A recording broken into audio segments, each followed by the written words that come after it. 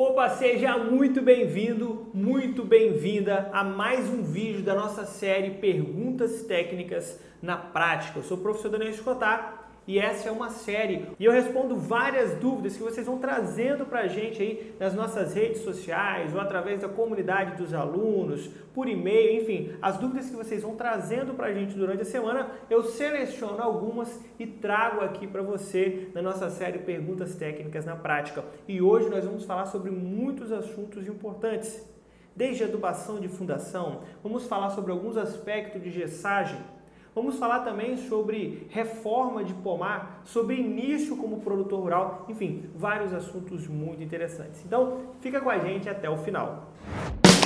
Preview.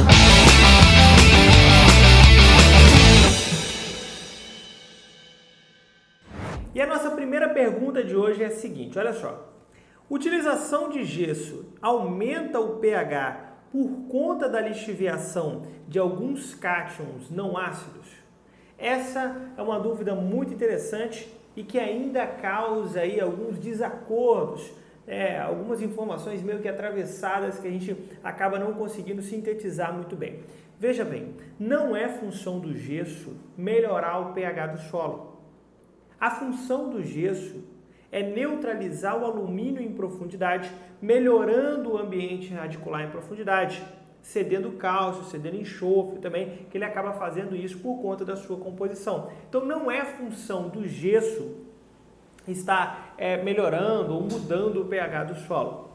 Para isso a gente utiliza o calcário através aí da calagem, principalmente de 0 a 20 centímetros. Mas o gesso ele ocasiona algumas reações no solo que podem trazer aí alguns resultados indiretos.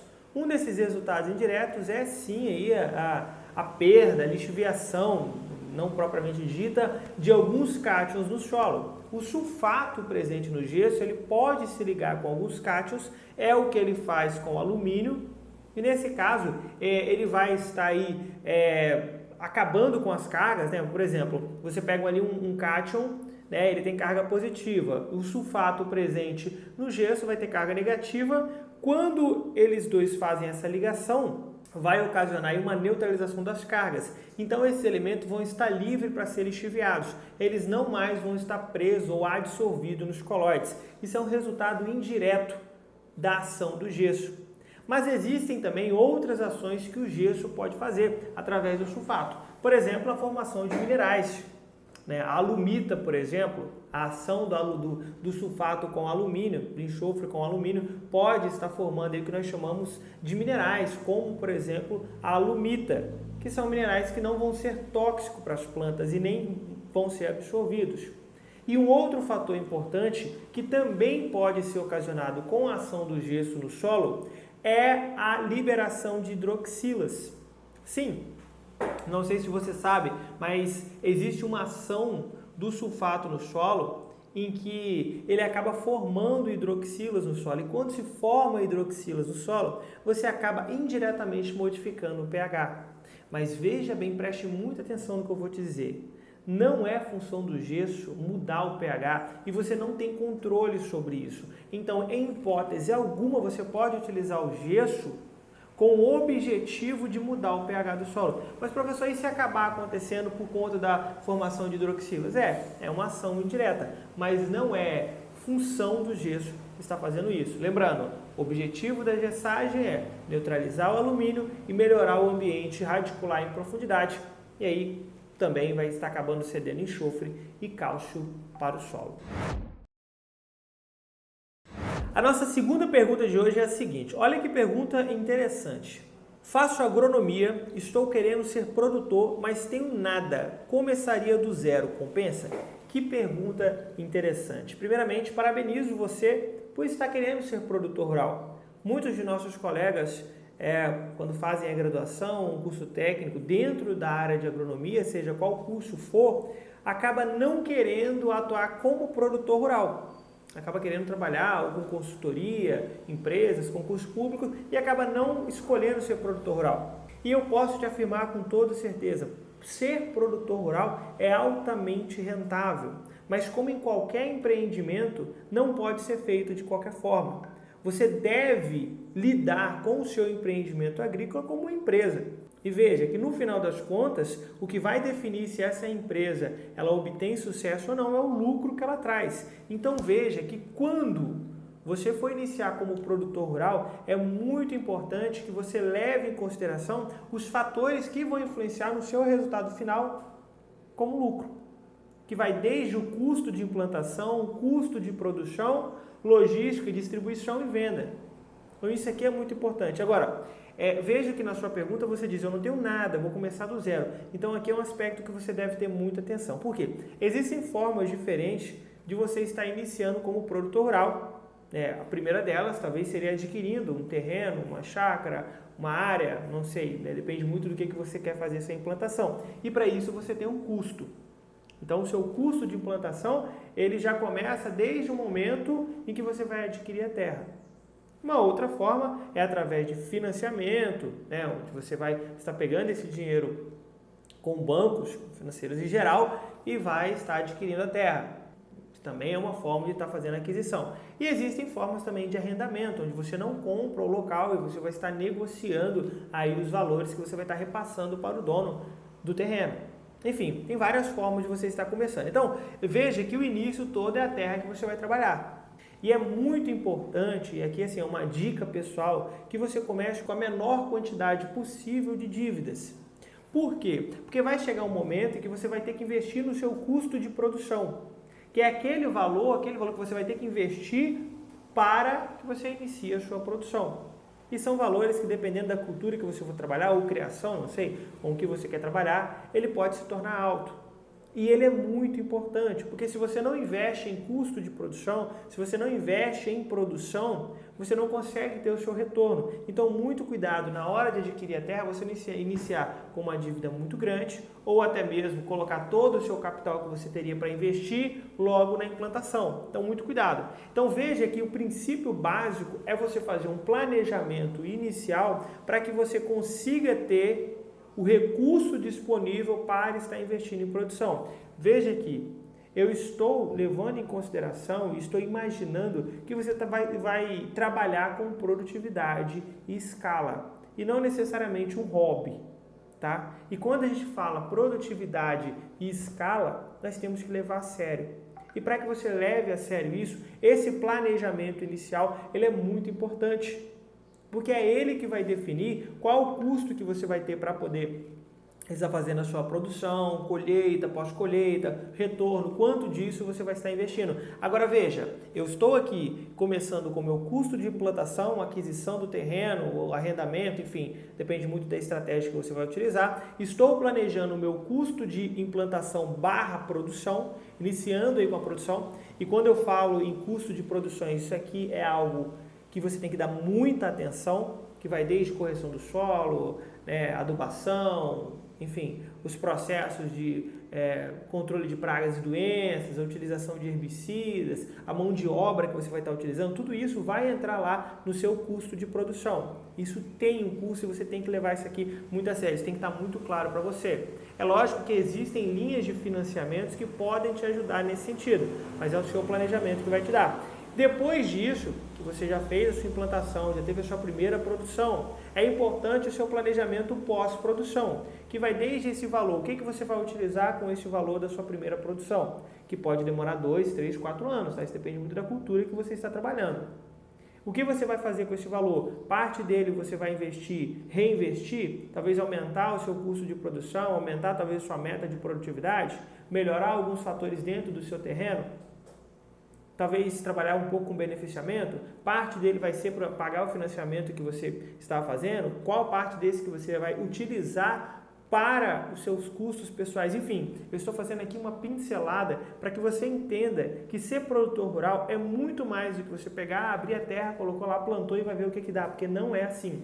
Existe todo um planejamento. É lógico que eu não estou falando isso para te desanimar, e sim para que você entenda como funciona essa dinâmica na prática de produção rural. Então, se você quer um conselho, inicie com um bom planejamento.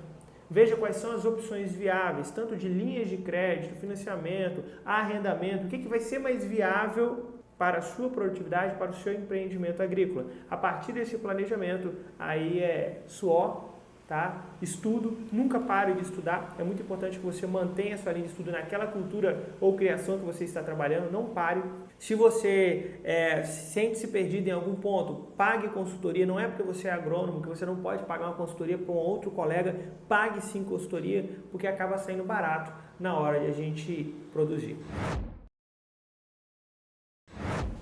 A nossa terceira pergunta de hoje é a seguinte: na adubação de fundação, é melhor usar o super simples ou o super triplo? Pergunta muito interessante. Mas vamos lá. Ambos são insumos excelentes. Agora, o que vai definir se você vai utilizar um super simples ou um super triplo é a atual realidade do seu solo. Se pegarmos o super simples, por exemplo, ele vai ter lá 18% de fósforo, 16% de cálcio e 10% de enxofre. Então veja que além do fósforo, mesmo que em menor quantidade, com 18% de fósforo, eu também vou ter uma boa quantidade de enxofre e também vou ter uma boa quantidade de cálcio. E aqui você começa a perceber que o super simples, ele é viável tanto para ceder o fósforo quanto esses outros dois macronutrientes, que são muito importantes.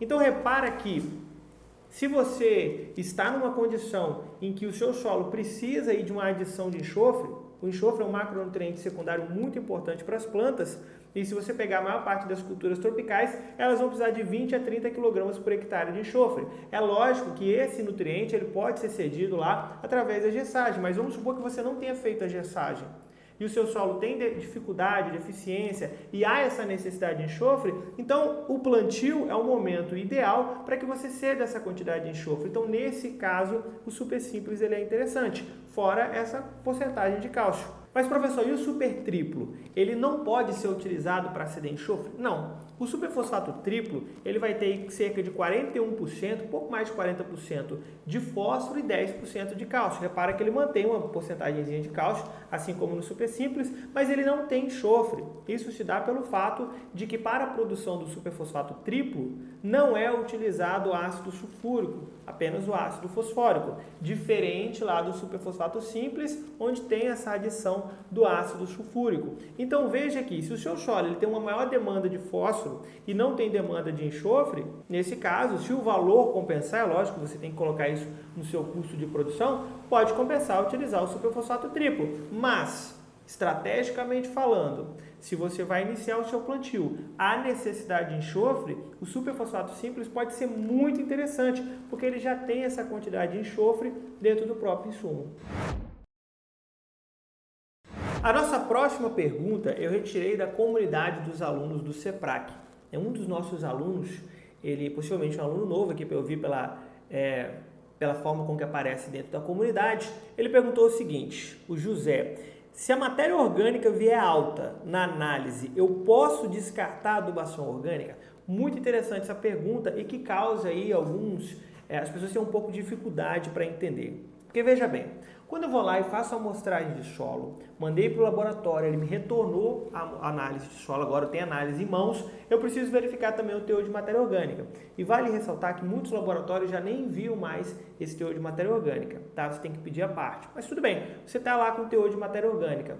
E essa matéria orgânica está considerada alta na análise de solo. Porém, não é pelo fato de que ela está considerada alta na análise de solo que o seu solo tenha um bom teor de matéria orgânica, quando a gente fala em fertilidade orgânica do solo. Mas, professor, como assim?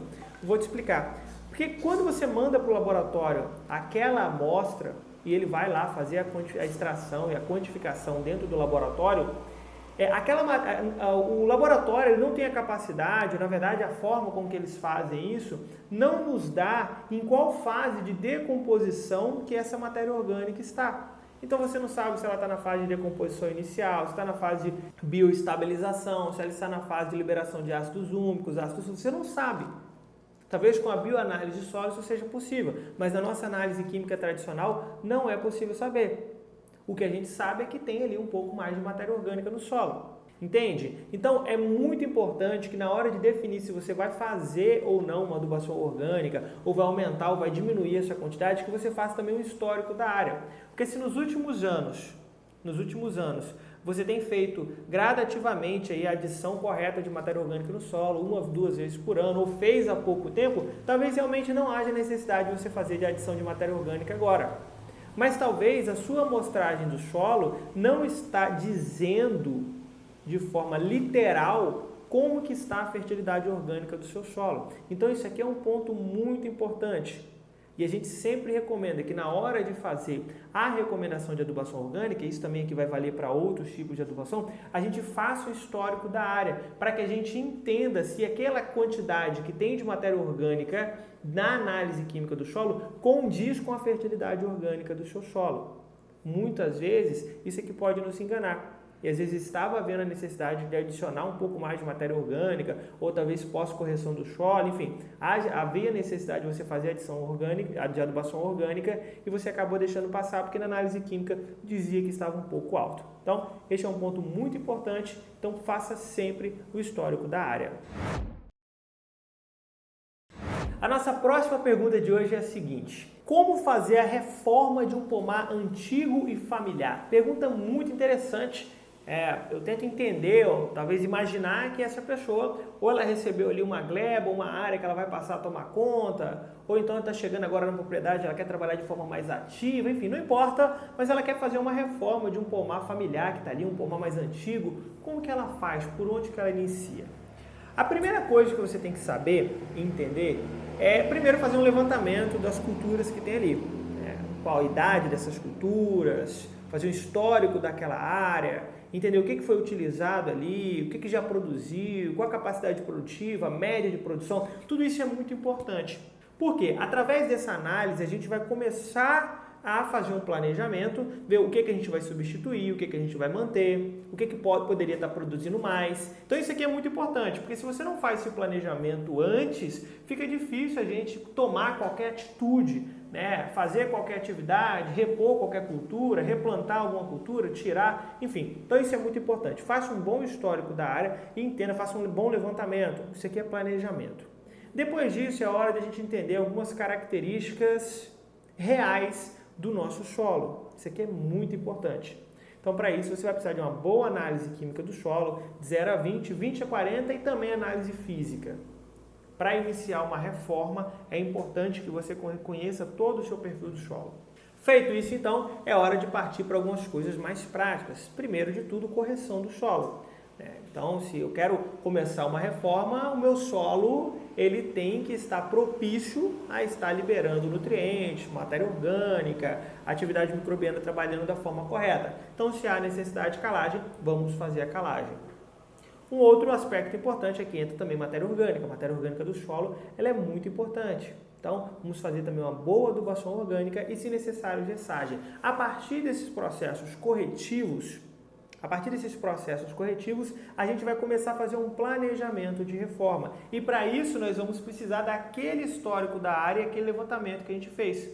Então, por exemplo, vamos supor que eu vou manter as culturas que estão ali. Beleza, se eu vou manter aquelas culturas, eu preciso do boletim técnico dessas culturas para que eu possa ter a orientação técnica correta para a minha região e possa estar tomando aí as atitudes corretas quanto a tratos culturais, quanto a adubação e quanto a irrigação. A partir já fiz a minha correção, já adicionei adubo orgânico, então eu vou começar a fazer aí o meu planejamento de tratos culturais e também de produção, para poder estar fazendo essa reforma. Se eu vou manter essas culturas, é importante que eu faça também análise foliar. A análise foliar vai me dar aí uma ideia interessante de qual que é a real situação nutricional daquelas culturas. Agora, se eu vou retirar algumas e vou estar implantando outras, isso também acontece na reforma, quando eu vou fazer a reforma de um pomar, eu preciso também das informações técnicas dessas culturas novas que eu vou estar implantando. Talvez o pomar ele é muito antigo e nós temos cultivares bem mais avançadas que compensa a gente estar fazendo essa reposição. E aí eu preciso das orientações técnicas dessas novas cultivares para que eu possa estar fazendo minha adubação, minha irrigação, minha poda. Em muitos casos, a gente vai ter áreas ali que elas são mais produtivas, em que ele compensa talvez fazer uma poda drástica, fazer uma poda ali em que eu vou estar mantendo aquelas cultivares e vou estar adicionando outros. Enfim, veja que tudo parte de um bom planejamento. Eu preciso então fazer um histórico da área, fazer análise química 0 a 20, 20 a 40 análise física, fazer análise foliar das culturas que vão permanecer no campo e a partir deste momento eu faço a minha correção do solo, adubação orgânica e faço o meu planejamento tanto de adubação de plantio para as que vão entrar agora, quanto adubação de cobertura e produção para as que vão permanecer. E então eu vou implementar os tratos culturais, como poda, o desbaste, enfim, desbrota, tudo aquilo que vai ser importante agora no momento da minha reposição, no momento da minha reforma, tá? Eu só queria deixar um ponto muito claro, é que quando a gente pega um pomar muito antigo, a maior parte das vezes esses produtores eles vão deixando de mão a forma correta de estar fazendo a irrigação, cedendo água no momento correto. Então eu peço que você dê muita atenção nas questões hídricas, em questões de ceder água no momento correto, principalmente quando estamos fazendo uma reforma. É comum quando a gente trabalha em uma poda drástica, a cultura sentir um estresse hídrico muito grande, não conseguir aí, estar fazendo o seu retorno, né? Está florando novamente. Então é importante que você dê uma boa atenção à irrigação. Momentos de poda também, lembrando que para a reforma a gente acaba tendo uma incidência muito grande também de alguns patógenos. Então é importante que para o controle desses patógenos que você esteja atento aí, tanto ao controle químico, controle cultural, controle biológico, não importa a forma com que você vai estar fazendo. Chegamos ao final, então, de mais um vídeo da série Perguntas Técnicas na Prática. Se você chegou até aqui, parabéns! Parabéns, isso quer dizer que você realmente é uma pessoa que está se empenhando em melhorar o seu nível técnico. Eu tenho alguns avisos para te dar. O primeiro deles é que se você está assistindo pelo YouTube, que você dê o seu like, se inscreva no canal e compartilhe com o máximo de pessoas possível. Se você está ouvindo por alguma plataforma de podcast, compartilhe com seus amigos também, fala dessa novidade, que nós estamos também nas plataformas de podcast, né, para que a gente possa agregar ainda mais valor ao nosso setor, ao agro, através aí de informações técnicas. E, por último, se você tem interesse em se especializar em alguma área dentro do agro, você precisa conhecer os nossos cursos completos, 100% online e com certificado, que vão desde o básico ao avançado, tanto para culturas quanto para criações. Se você quiser conhecer mais sobre nossos cursos, acesse www.agriconline.com.br. No mais, muito obrigado por você ter ficado até aqui, um forte abraço e até a próxima.